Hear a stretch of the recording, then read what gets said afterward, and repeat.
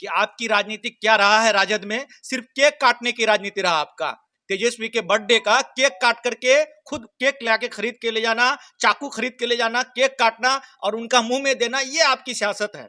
उनको सोचना चाहिए कि जिनको आप पाकिस्तान भेज रहे हैं और जिनको कह रहे हैं कि पाकिस्तान जाके चुनाव लड़ना चाहिए, आप याद कीजिए जो मासे एमएलए आपके पास बैठे हुए हैं, कभी जिनको आप बिहार में अभी प्रधानमंत्री का रूप में या सीएम का रूप में देख रहे हैं, उनके चुनाव में उनके टिकट में चुनाव लड़े और 5,000 में सिमट गए। फिर आप पाकिस्तान वाले से टिकट लेके एमएलए बने। मुश्ताक साहब, आप भूल रहे हैं। आप ये उलूल जुलूल बयानबाजी बंद कीजिए। 35 साल से आपने ठाकुर निवासी को क्या दिया है वो देख चुके हैं यहाँ की जनता। राहिल जी, ओवैसी के द्वारा सीमांचल में आकर मुसलमान और दलितों को एक करने की बात की जा रही है, मुसलमान और दलितों के हक की बात की जा रही है।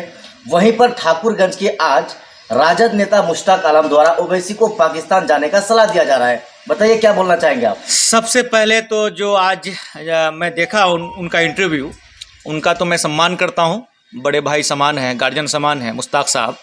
उनको सोचना चाहिए कि जिनको आप पाकिस्तान भेज रहे हैं और जिनको कह रहे हैं कि पाकिस्तान जाके चुनाव लड़ना चाहिए, आप याद कीजिए जो मासे एमएलए आपके पास बैठे हुए हैं, कभी जिनको आप बिहार में अभी प्रधानमंत्री का रूप में या सीएम का रूप में देख रहे हैं, उनके चुनाव में उनके टिकट में चुनाव लड़े और 5,000 में सिमट गए। फिर आप पाकिस्तान वाले से टिकट लेके एमएलए बने।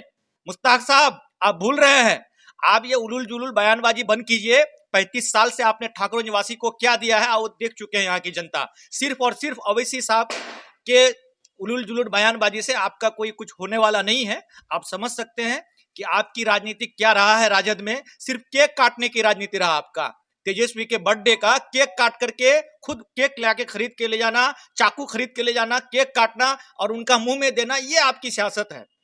और यही आप समझते हैं कि यही हमारा लीडरशिप है और इससे ज्यादा आप कुछ नहीं कर सकते। यहाँ के आवाम के लिए क्या किए हैं आप 35 साल से राजद में रह करके।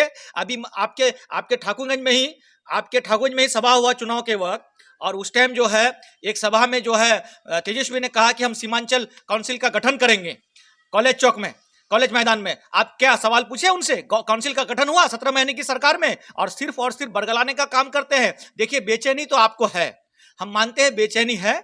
आप समझ सकते हैं ये 4 के जाने से हम लोगों को फर्क नहीं पड़ा और इसमें आप देख भी रहे हैं कि 4 के एवरेज में 40 आने वाले हैं, इसलिए आपको बेचैनी बहुत ज्यादा है मुश्ताक साहब।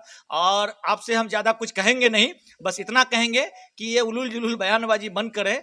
और सीमांचल की लोग समझ चुके हैं कि ओवैसी साहब हमारे लिए क्या कर रहे हैं, क्या नहीं कर रहे हैं, ये जानते हैं। अब आपके इन सियासत में नहीं पड़ने वाले हैं। और ओवैसी का जो 3 दिन का दौरा था सीमांचल के, खासकर किशनगंज जिले का, और वो प्रोग्राम जो पवाखाली में हुआ और उसमें जो भीड़ लगी थी, इस भीड़ को देखकर या इस भीड़ में जमा हुए लोगों को आप क्या कहना चाहेंगे? बेचैनी है, इन लोगों को बेचैनी है। अरे ये बयान देखिए कितना, ये बयान इनका आप सोच सकते हैं, एक पूरे पार्लियामेंट के अंदर एक आवाज जो दलित अकलियत के लिए लड़ रहा है, जो वंचित के लिए लड़ रहा है, जो समाज सबसे पिछला है। एक सांसद का रिप्रेजेंटेटिव क्या होता है कि रिप्रेजेंटेटिव ये होता है कि भाई जो दबे हुए समाज के लोग हैं उनकी हम बात करें, और जो दबे हुए समाज की बात कर रहा है माननीय मुश्ताक साहब उन पर उंगली उठा रहा है। यानी कि जो दबे हुए हैं वो ऊपर ना आए और सिर्फ आप जाके पटना में फोटो खींचे, ये बहुत अच्छा है, आकर के दिखाए, ये बहुत अच्छा है, लेकिन आपके अलावा कोई और ना जाए वहां, ये इनको हजम नहीं हो रहा है। मुश्ताक साहब को